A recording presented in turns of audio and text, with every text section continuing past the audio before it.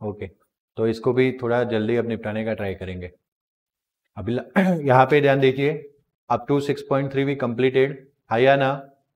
आई बोलोगे ना तो कोई बोलेगा ही नहीं, क्योंकि मैंने करवा दिया है। तो 6.4 इससे पहले आएगा ना?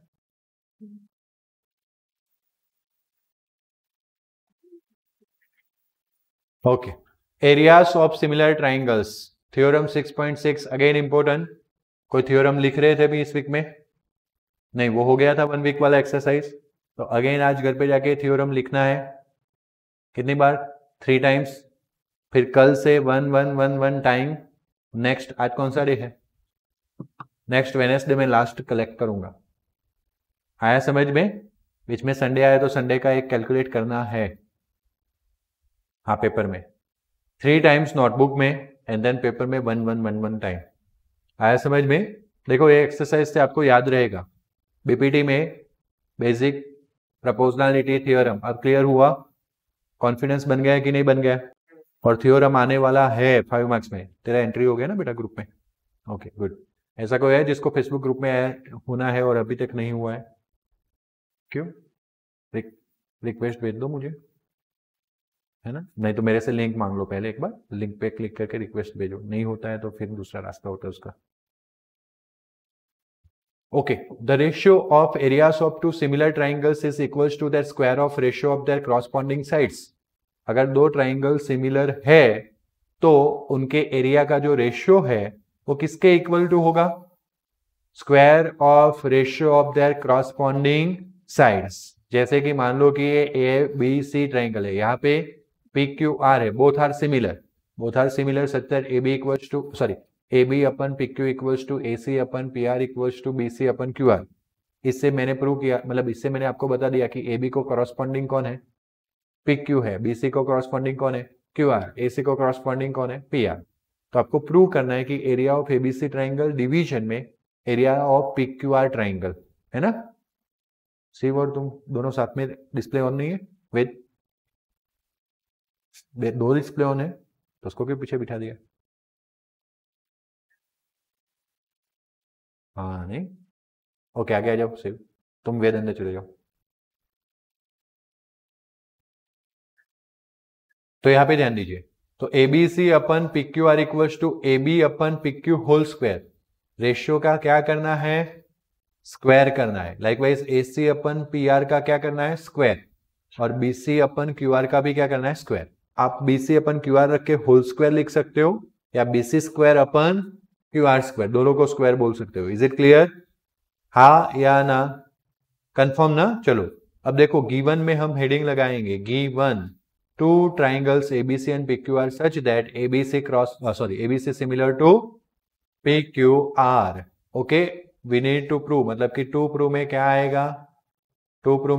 Area of ABC over area of PQR. मैंने बताया वैसे, A B upon PQ whole square equals to B C upon Q R whole square equals to C A upon R P whole square. Okay, हम ये नहीं लिखेंगे, हम लिखेंगे draw altitudes M and P N of the triangles, क्योंकि हमें area find करना है। तो ए से एम एल्टीट्यूड ड्रॉ किया, पी से एन एल्टीट्यूड ड्रॉ किया, तो ट्राइंगल का एरिया होता है 1/2 बेस इंटू हाइट यानी एल्टीट्यूड। तो इसमें एरिया क्या होगा? 1/2 B C into A M. इसमें एरिया क्या होगा? 1/2 Q R into P N. Is it clear? तो area of ABC 1/2 BC into M हुआ। क्या हुआ? नहीं आया? बेस क्या है बेटा? बीसी। एल्टीट्यूड क्या है? तो 1/2 बीसी इंटू एम, यहां पे क्यू आर, यहां पे पी एन, तो 1/2 Q R into P N, base into altitude. Clear ना? पक्का है? कोई जिसको अभी वापस एक बार समझना है? पक्का व्रज? क्लियर ना? Okay good. तो 1/2 BC into M, 1/2 QR into P N. Again according to this मुझे ABC अपन क्या करना है?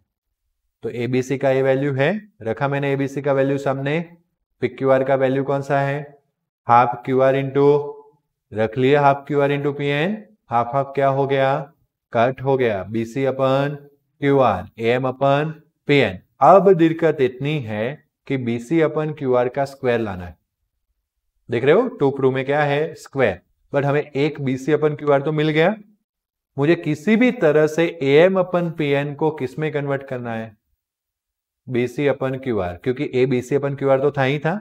अगर AB BC अपन QR बन जाए तो BC upon QR into BC upon QR क्या हो जाएगा, BC अपन QR का स्क्वायर हो जाएगा। क्लियर कि नहीं, हाई या ना। फिर ए तीनों रेशियो तो पहले वैसे भी सेम थे ड्यू टू द सिमिलैरिटी, दो ट्राइंगल सिमिलर थे, इसका मतलब कि तीनों साइड का रेशियो भी क्या होता है, सेम। तो अगर आप एक BC upon QR square prove कर लेते हो तो दूसरे दो अल्टीमेटली प्रूव हो जाते हैं। आया समझ में? तो देखो कैसे समझ में आया, पहले हमने गिवन लिखा दो ट्राइंगल्स सिमिलर से, फिर हमने टू प्रूव में लिखा कि areas of ratio of two areas of two triangles equals to square of corresponding ratio of square of corresponding sides. Okay, तो रेशियो लिया और उसका फिर क्या किया, स्क्वायर। यस और नो?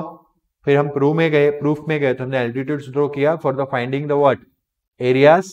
फिर 1/2 base into height, 1/2 base into height वाला फॉर्मूला लिया, दोनों का क्या कर लिया, ratio 1/2 cut BC upon QR into AM upon PN। और अभी हमने आइडिया लगा के रखा है कि किसी भी तरह से इस AM अपन PN को किस में कन्वर्ट करना है। वो तभी पॉसिबल है जब ये दोनों ट्राइंगल सिमिलर हो। मतलब कौन से दो ट्राइंगल, तो यहां से BC QR में से आपको क्या मिलेगा, पहले तो यहाँ पे AM BC ऐसा है, और यहाँ पे कौन है, PN QR। तो अभी अगर हमें डायरेक्टली देखो, आप यहाँ पे देखो कि AM PN और BC अपन QR से अगर आप सोचो तो 4-4 पॉइंट हो रहे हैं। देखो AM BC ऐसे 4 पॉइंट हो रहे हैं, PN QR ऐसे 4 पॉइंट हो रहे हैं, यस और नो? और दूसरा भी, अगर आप AM upon PN ratio find करना चाहते हो तो आप AM के साथ क्या ले सकते हो, B, या तो फिर क्या ले सकते हो, C। आप PN के साथ क्या ले सकते हो, Q, या तो फिर क्या ले सकते हो, R। सपोज मैंने AM के साथ क्या लिया, B, तो यहाँ पे मैं PN के साथ क्या लूंगा, Q, क्योंकि B के करॉस्पॉन्डिंग एंगल Q है या ना? तो मुझे कौन सी साइड मिलेगी, AB एंड PQ। तो अब एक दूसरा रास्ता दिमाग में खुला कि अगर मैं किसी भी तरह AB upon PQ equals to क्या प्रूव कर लूं, AM अपन PN। मैं रास्ता दिखा रहा हूं, है ना, अभी हम कुछ प्रूफ नहीं देख रहे। तो इस AB अपन PQ तो ऑलरेडी मैं क्या बोल सकता था, BC अपन QR बोल सकता था। तो BC अपन QR जो है वो AM अपन क्या हो जाएगा, PN। एक्चुअली में हमें प्रूव करना है, बट हमने BC अपन QR को क्या ले लिया, AB अपन PQ। तो ABAM, तो मुझे एक ट्राइंगल मिला ABM, मिला PQPN, एक ट्राइंगल मिला PQN। गॉट इट ना? तो दूसरा A प्रूव करने के बाद, यहां तक पहुंचने के बाद आपको ट्राइंगल लेने पड़ेंगे। वो ट्राइंगल आपको दिमाग में आ गए फिगर से, AM तो लेना ही है, AM के बाद you have a two choice, B या C। कोई B ले तो उसको Q लेना पड़ेगा, और कोई C ले तो उसको R लेना पड़ेगा। आया समझ में? बट कोई नेचर के खिलाफ नहीं जाएगा, है ना। कुदरत के सामने फाइट हो सकती है, तू बारिश मत कर, मैं ऐसे छतरा लेके खड़ा हूं सब जगह पे, ऐसा थोड़ी होगा, नहीं होगा ना। तो हमें जो दिया गया है वो ही फॉलो कर लेंगे, बाकी कोई गलती है नहीं। तो ABM ट्राइंगल लिया, दूसरा कौन सा ट्राइंगल लिया, PQN। तो उसमें हम सिमिलैरिटीज प्रूव करेंगे। B इक्वल्स टू क्या है, Q। पहले से ही पता था कि दो ट्राइंगल क्या है, सिमिलर। तो B के सामने कौन आ रहा है, Q आ रहा है। और M और N दोनों क्या थे, 90 ईच ऑफ, और हमारा फेमस सिमिलैरिटी क्राइटेरियन A। तो यहां से B के सामने Q, M के सामने, तो B M Q N हुआ, बाकी कौन बचा, P। तो यहां से AM लिया, तो वहां से कौन आया, PN। फिर यहां से लिया AB, तो वहां से कौन आया, PQ। वैसे हम तो इस तरह लिखते थे, अगर आपको पता हो तो, AM, यहां से मैंने क्या लिया, AM, वही सही लिख के दिया है, माय मिस्टेक, लिख के दिया है AM, तो PN लिखा, AM सामने कौन है, PN। यहां से AB आया, AB PQ, आया ना, यस और नो? बट आपको पता है कि triangle ABC similar triangle PQR दिया गया है, मतलब कि तीनों साइड AB BC C है। तो यहां से AB लिया, आ गया PQ, फिर BC लिया, QR आ गया, और AC लिया, PR लो, RP लो, चलेगा ना। बट अभी हमें इसी AB अपन PQ को क्या लिखना है, BC अपन QR। बट देखो अब हम सीधा इस रिजल्ट पे चले गए area of ABC upon area of PQR equal to क्या है, AM upon PN into BC upon क्या था, QR। तो AM अपन PN, अब वही उन लोगों ने क्या किया, BC अपन QR को क्या लिख दिया। तो 1 में था हमारे पास BC अपन QR, बट 3 में हमारे पास प्रूफ था कि BC अपन QR को क्या लिख सकते हैं, AB अपन PQ। तो आप इधर BC अपन QR की जगह पे AB अपन PQ लिख सकते हो, या AB अपन PQ की जगह पे भी क्या लिख सकते हो, जो भी पहले प्रूव करना चाहो वो चाहे चल सकता है। बट उन लोगों ने BC अपन QR को क्या लिख दिया, AB अपन PQ। अब इसको भी क्या लिख सकते हैं, AB अपन PQ। देखो प्रूव है कि नहीं, फ्रॉम 2, यस और नो। तो दोनों AB अपन PQ, दोनों AB अपन PQ क्या हो गया, स्क्वायर। आया समझ में। बट हमें 3 में पता था कि आप AB अपन PQ को दूसरा क्या लिख सकते हो, और BC अपन QR को क्या लिख सकते हो, C अपन RP लिखो, PR लिखो, सेमी है ना। एंड दैट्स वाई ये जो AB अपन PQ का स्क्वायर है वही BC अपन QR का स्क्वायर होगा, वही C अपन RP का स्क्वायर होगा। आया समझ में। तो कुल मिला के थ्योरम में सबसे पहले गिवन में आएगा this triangle similar to this triangle. दूसरा आएगा जो हमें प्रूव करना है, एरिया ऑफ ABC और area of PQR equal to AB upon PQ whole square, BC upon QR whole square, AC upon PR whole square. जब विथआउट फिगर इतनी speed से बोल पाए तभी समझना कि थ्योरम रेडी किया। और इस स्पीड से बिफोर एग्जामिनेशन थ्योरम आ गया बोलना तो समझना कि आपके थ्योरम में 5 मार्क्स आएंगे। अब इसमें जितनी भी दिक्कतें आ रही है, जितनी भी चीजें कम पड़ रही है, उतना आपको ध्यान रखना पड़ेगा, उतनी प्रैक्टिस करनी पड़ेगी। आया समझ में। और थ्योरम कैसे करते हैं, थ्योरम आंख बंद करके रेडी करते हैं। जैसे मैं बोल रहा हूं अभी वर्बली सोच रहा हूं कि थ्योरम में कौन कौन से स्टेप आएंगे, गिवन में ये आएगा, टू प्रूव में ये आएगा, फिर प्रूफ चालू करूंगा तो मुझे पहले क्या ड्रॉ करना पड़ेगा, परपेंडिकुलर। फिर मैंने पहला स्टेप क्या लिया था, एरिया ऑफ ABC डिवीजन में area of PQR equal to 1/, मतलब स्टेप करने से पहले वो एरिया निकाल दिया था, 1/2 base into height, 1/2 base into height. फिर वो रेशियो लिया था 1/2 cut BC upon QR into AM upon PN। मुझे इस AM अपन PN को और BC अपन QR को, चलो अब इसी के अकॉर्डिंगली देखे तो BC अपन QR को AB अपन PQ में, लाइकवाइज AM अपन PN को भी AP अपन PQ में कन्वर्ट करना है, दोनों को AB अपन PQ में, तभी दोनों AB अपन PQ स्क्वायर हो जाएगा ना। तो फिर मैंने वो 2 ट्राइंगल लिए, सर ने बताया था कि AM आ रहा है इस साइड, B है इस साइड, C है तो B वाला ले लूं, PN वाला इस साइड Q है इस साइड R है तो Q ले लूं। दिमाग में छपना चाहिए फटाफट, जब तक आप किसी भी चीज, नॉट ओनली फॉर मैथमेटिक्स, कोई भी चीज को आप अगर ऐसे बोल नहीं पाए ना तो समझ लो कि आपने बस हटा दे, ऐसे हटा दे आर्यन, हाँ तो ऐसे रखेगा तो नींद आ ही जाएगी ना। हर रोज किसी ना किसी का बारी है, ये थोड़ा सुधर के बैठा है तो उसका फ्रेंड बोल रहा है मैं आज तेरा टर्न ले लेता हूँ, यहाँ पे खुशी, तू नहीं है कंट्रोल में। जब तक तुम ऐसे करके बैठोगे तो क्या होगा, एकदम स्ट्रेट बैठिए, इसको यहां से छोड़ दीजिए रेस्ट, हाँ तो ना बोले तो क्या पकड़ी नहीं जाएगी, नहीं मुझे पता है, एकदम स्ट्रेट बैठो।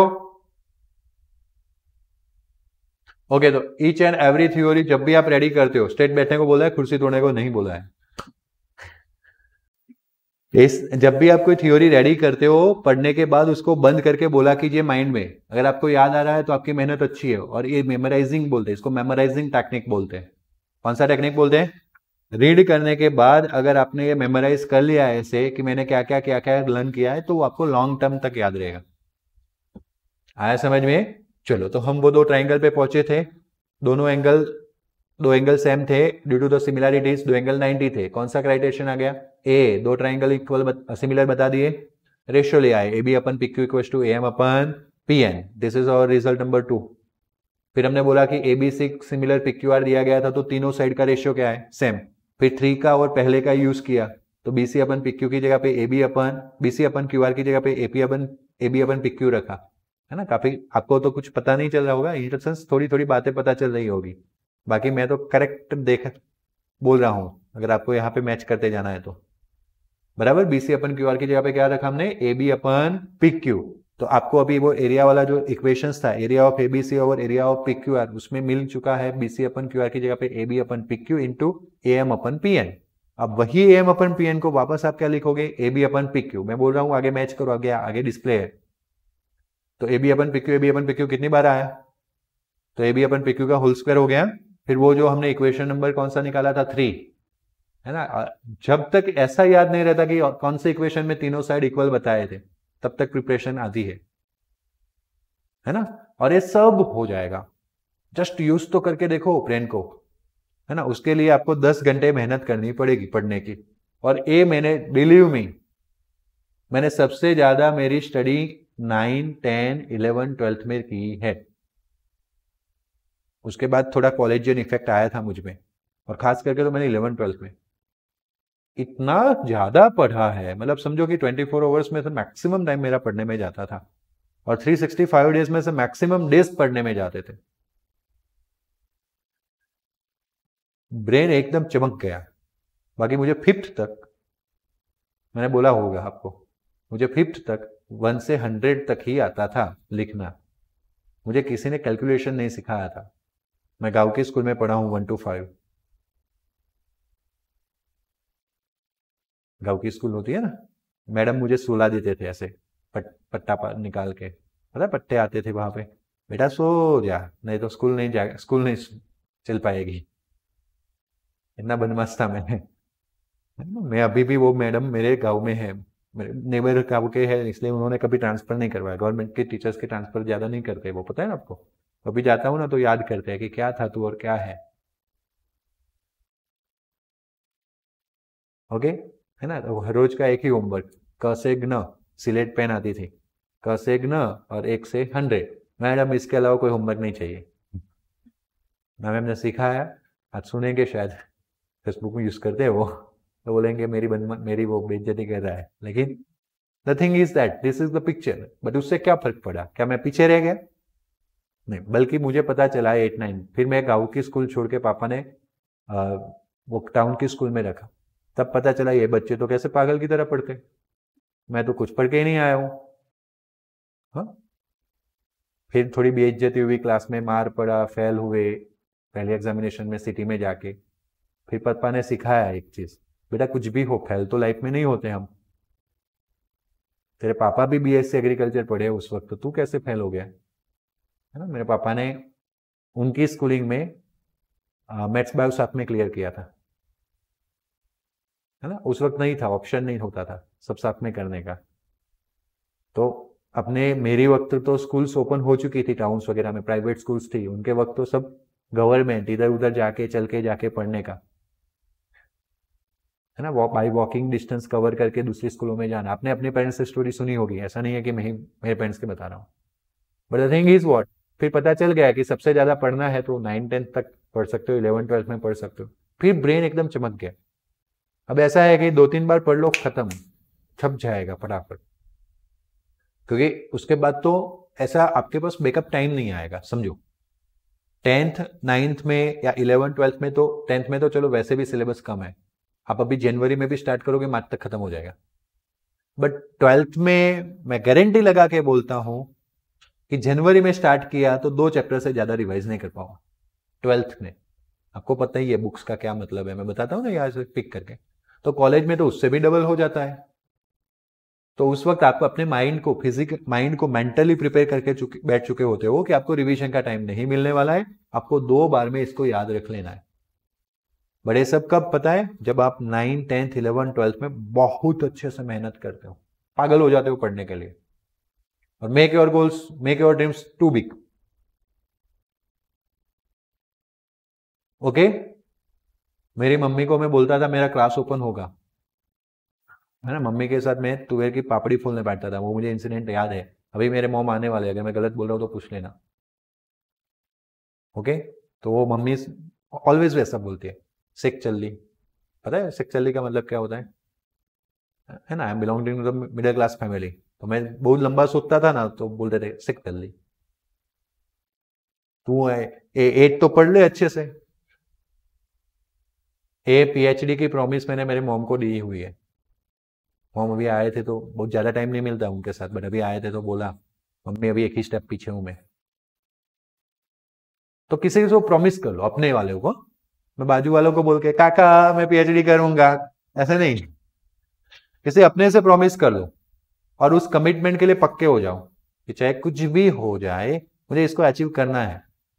हमें कहा किसी का खून करना है तो किताबों को पढ़ना है ना, हमें ज़्यादा से ज़्यादा किताबों के साथ टाइम निकालना है। उसमें क्या नई चीज़ है? कर पाएंगे कि नहीं कर पाएंगे? बट पहले अपने पेरेंट्स को एक प्रॉमिस कर दो। हाँ, फिर आपको है ना ऊपर ले जाने का काम पेरेंट्स ही करेंगे। मैं ऐसा बोल दिया, एक बार तो बोल दिया मम्मी मेरा क्लास होगा, फिर बोलते रहते हैं कभी भी कुछ गलती हो, आया बड़ा क्लास बनाने वाला। साला यहाँ लग जाता है, अपना ड्रीम हो कोई बोल देता हूँ आया बड़ा क्लास बनाने वाला। आज देखते हैं तो हमें भी खुशी होगी, पेरेंट्स को भी होगी। मैं किसी को बोलता हूँ यार मैं पीएचडी करके छोड़ूंगा, तो वो लोग आके बार बार बोलेंगे क्या हुआ, हुआ कुछ है पीएचडी तेरे पास, हुआ कुछ? फोगट में बोलता रहता था। तो फिर पता चलता है कि नहीं नहीं नहीं नहीं यार, इनको तो मैंने बोल के रखा है, मैं कैसे छोड़ सकता हूँ, है ना? तो आप क्या कीजिए, घर पे जाके आज ऐसा बोल दिए सब अपने पेरेंट्स को कि मम्मी मेरे 10th में 90% आने वाले हैं, है ना? और फिर जब वो पंच करेंगे तो आपको पता चलेगा कि अरे यार क्या बोल के बैठा हूँ। मेहनत करनी पड़ेगी, 90 नहीं एटलीस्ट 75 भी आ गए तो मजा आया, 80 आ गए तो भी मजा आया, 85 आ गए तो भी मजा आया। जैसी जैसी अपनी स्टेबिलिटी या स्ट्रेंथ आया समझ में, आया ना? और फिर अपने आप को कमिटमेंट करो कि चलो जो हो गया सो हो गया। 10th में अगर मेरे 80 है तो मैं 12th में इस 80 को तो बिल्कुल वही का वही रखूंगा, उससे ज्यादा लाऊंगा लेकिन उससे कम नहीं। पहला कमिटमेंट अपने आप पे, दूसरा कमिटमेंट अपने पेरेंट्स से लो, फिर मेहनत करो, फिर सिर्फ कमिटमेंट। फिर अगर आप 2-3 बार गलत प्रूव हो गए ना तो लोग आपकी कोई भी बात नहीं मानेंगे, बहुत रिस्क है ऐसा में। ऐसा मानो कि मैंने कुछ कमिटमेंट किया और मैं उसको कंप्लीट नहीं कर पाया तो लोग मेरी बात मानेंगे? फिर अपने घर वालों के भी आप बोलोगे ना कुछ भी इन फ्यूचर, आज तो मैं एप्पल लेके आने वाला हूं, तो बोले रहने देना भाई, रहने नहीं, कोई मतलब का नहीं है, ऐसा बोलेंगे? तो ऐसा नहीं करना है ना। एक इमेज बनाना चाहते हो वो फिर परफेक्ट बननी चाहिए। तो जैसे मैंने अभी एक ऐसे मेमोराइज करके दिया, मैंने मेमोराइज किया ना इसलिए मेरे को नेक्स्ट ईयर के लिए याद रह गया। समझ में आया आपको? अभी मार्च तक का काम करना है बट डू इट। पहले मस्त लिख लिख के अच्छे से प्रिपरेशन करो, लिखने को बर्डन मत मानो, और उसको मेमोराइज करो कि किस तरह से मैंने इसको प्रूव किया। जब भी कोई थ्योरम स्टडी करने बैठते हो पहले मेमोराइज करो कि मुझे कितना याद रहा, कौन से स्टेप में मैं गलती कर रहा हूँ, कौन से बार कौन सा स्टेप लिखना है, कौन से बार कौन सा स्टेप, ये पढ़ना होता है। वर्बली भी जो ओरली जो पढ़ते हैं ना, ये पढ़ना होता है आंखों बंद करके या ऐसे मेमोराइज करके कि कौन सा बात कौन सा स्टेप आएगा, कौन से बात कौन सा स्टेप आएगा, चलो मैं कहाँ गलत हूँ, कहाँ रुक गई, कहाँ रुक गया, मैं देख लूँ, फिर वापस एक बार सीक्वेंस याद करो। आया समझ में? हाँ या ना? अब इस तरह से प्रैक्टिस कीजिएगा। हाँ,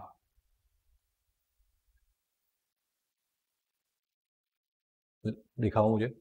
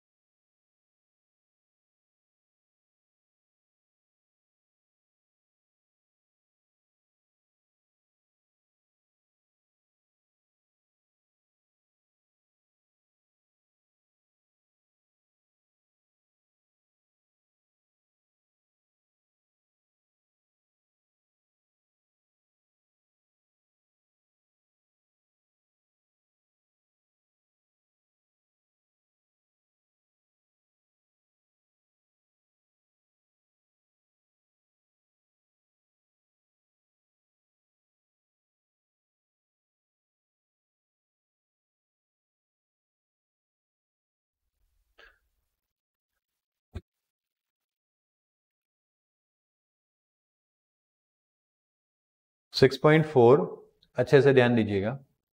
Let triangle ABC and triangle DEF similar and their areas be respectively 64 cm square and 121 cm square. If EF equals to 15.4 cm, find BC. बहुत मजा आता है इस टाइप के न्यूमेरिकल को. और अगर प्रूव वाले नहीं आने वाले तो यही आने वाले. बात समझ में आया? अभी भी मार्केट में दो टाइप की हवा है, but what is the reality वो मैंने आपको शो कर दी. डिसीजन आपको लेना है, बराबर. मैं आपके 100% आपके साथ हूं, आपका भला हो उसी में मेरा भला है.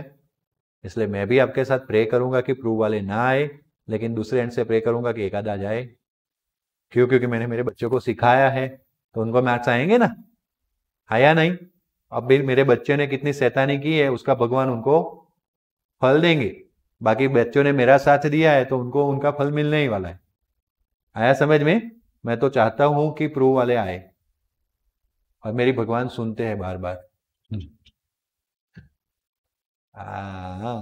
आप कैसे कैसे मुंह बिगाड़ रहे हैं, देखो तो सही. मुंह बिगाड़ रहे हो ना. In triangle ABC similar triangle DEF हमारे पास क्या आएगा? AB upon DE equals to BC upon EF equals to. Okay, एक काम करें ना, डायरेक्ट मैं वही सोच रहा था कि ए लिखे उससे अच्छे डायरेक्ट ही लिख लेते ना, थ्योरम वाला. बाय थ्योरम कौन सा था? 6 पॉइंट. अगर ना नंबर याद आए तो सिर्फ थ्योरम लिखना है ना. फिर गलती नहीं लगानी है. 6.1 6.2 ऐसे तुक्का नहीं लगाना है. नंबर ना याद आए तो लिटरली छोड़ देना है नंबर, सिर्फ बाय थ्योरम लिखना है. सुन लिया बात है ना. वापस पकड़े जाओगे, ब्लैक पेन से चेक होगा, हाफ मार्क्स निकल जाएगा, है ना. चलो गुड. तो आप लिखोगे एरिया ऑफ ABC डिवीजन में area of DEF equals to AB upon D square equals to BC upon EF square equals to AC upon DF square. आया समझ में? ओके. ये 64 centimetre square 121 centimetre square respectively area है. तो मैं यहां से लेता हूं एरिया ऑफ ABC कितना है? 64. और एरिया ऑफ DEF 121. ओके, उसमें EF और BC दिया है, मतलब कि EF BC ये वाला है. तो मुझे BC वैसे का वैसे रखना है, और EF कितना है? 15.4. और पूरे का क्या आएगा? Square. Okay, therefore under root 64 121 equals to BC upon 15.4. Square निकाला तो सामने क्या आ गया? Under root. बात क्लियर हुई? अंडर रूट में 64 का 8 और 121 का 11. BC 15.4. ये 15.4 कहाँ जाएगा? तो 154 अपन 10 बोल सकते हैं. ऑलरेडी यहाँ पे क्या था? 11. That is equals to BC. अब देखो, अगर 11 का टेबल आता है तो बोलो. 11 1 जा 15 में से 11 गया 4 4 4 44. 11 4 जा 44. अब मैं इसको 2 से नहीं डिवाइड करूंगा. इसका रीजन है 5 आएगा, फिर ऊपर को 5 से कट होने वाला. तो 8 4 जा कैरी, 8 1 जा 8 and 3. ऐसे 14 8 जा 112 होता है. 14 8 जा 112, बट वो किसी को नहीं आता, इंक्लूडिंग मी. तो एक पॉइंट कट कर लेंगे, है ना. 11.2 11.2 आया समझ में? अभी कोई नहीं पूछेगा आपको 11 से 20 के टेबल आते हैं कि नहीं. अभी आपकी मल्टीप्लिकेशन स्किल कैसी है वो काम आएगी. बात क्लियर? बोलो को डाउट? ओके, लिखना पड़ेगा not centimetre square, only centimetre, क्योंकि साइड है. BC is the side and that's why सिर्फ क्या आएगा? सेंटीमीटर. बोलो को डाउट है? Okay. Diagonals of trapezium ABCD with AB parallel DC. Okay, तो वापस मुझे ट्रेपेजियम ड्रॉ करना रहेगा.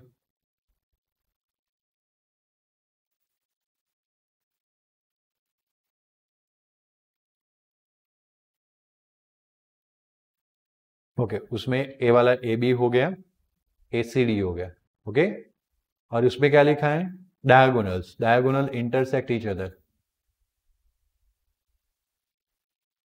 Like this.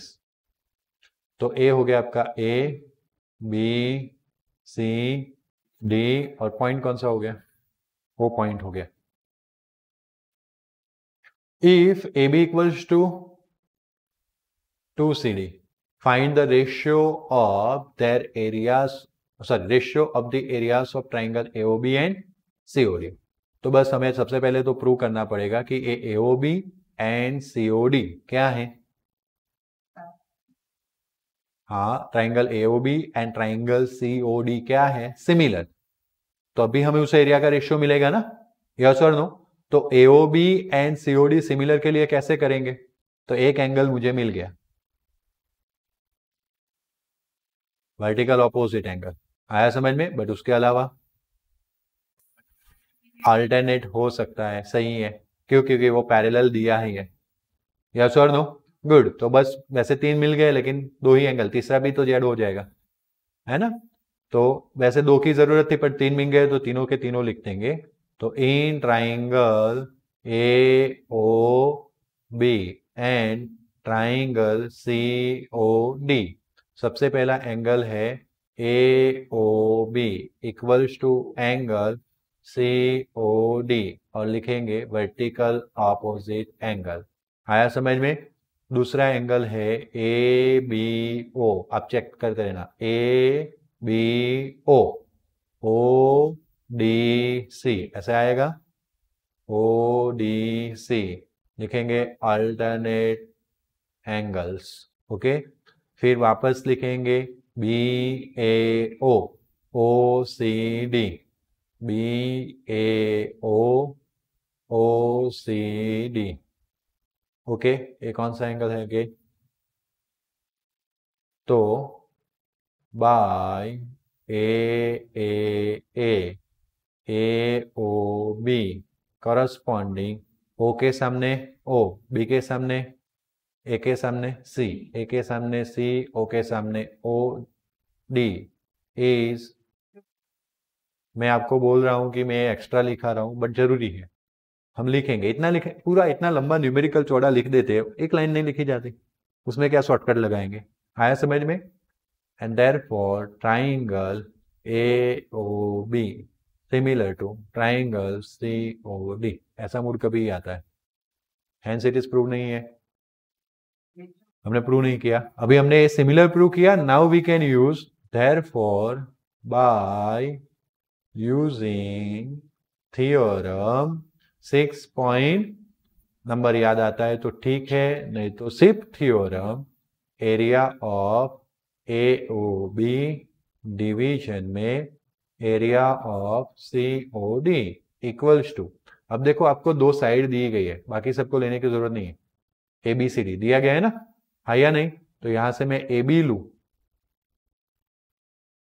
एक साइड कौन सा लू, AB, तो ए कॉन्करेंसी में देखना, माय मिस्टेक, सिमिलैरिटी में देखना, AB लू, तो यहाँ पे आएगा CD होल स्क्वायर, है ना, बाकी सबकी जरूरत नहीं है। बट आपको पता है कि AB इक्वल्स टू क्या दिया है, 2CD दिया है ना, यस और नो। वैसे फिगर जस्टिफाई नहीं कर रहा है, बट चला लेना, उल्टा हो गया ना, AB छोटा हो गया और CD बड़ा हो गया, बट चला लेना आप। तो AB इक्वल्स टू क्या रख लेते हैं, 2CD और CD स्क्वायर, तो CD एंड देयरफॉर आंसर आप 4/1 भी लिख सकते हो, या उसी को भी वो बना सकते हो। क्लियर हुआ, कंफर्म, ओके। आप थोड़ा फिगर में ध्यान रखना, वैसे ड्रॉ की होगी तो कोई इश्यू नहीं है, पेपर में टाइम बचता है, इरेजर से ड्रॉ करनी है, अब माय मिस्टेक, पेंसिल से ड्रॉ करनी है, दैट्स वाई इरेजर से रब करके वापस पेंसिल से बना सकते हो, टाइम बचता है तो, वो इसीलिए, वो श्योरिटी के लिए कि हमारे मार्क्स ना कटे, कब, जब हम 90 से ऊपर चले जाए, मतलब 75 से ऊपर चले जाए, 80 मार्क्स का पेपर होता है, ओके। चलो बोलो कोई डाउट, कंफर्म ना,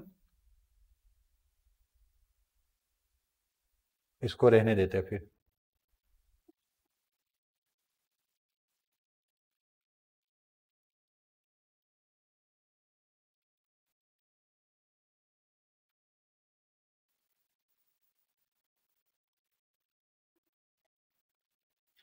ओके, कोई बात नहीं, यहाँ तक रखते हैं, बाकी की बातें नेक्स्ट लेक्चर में।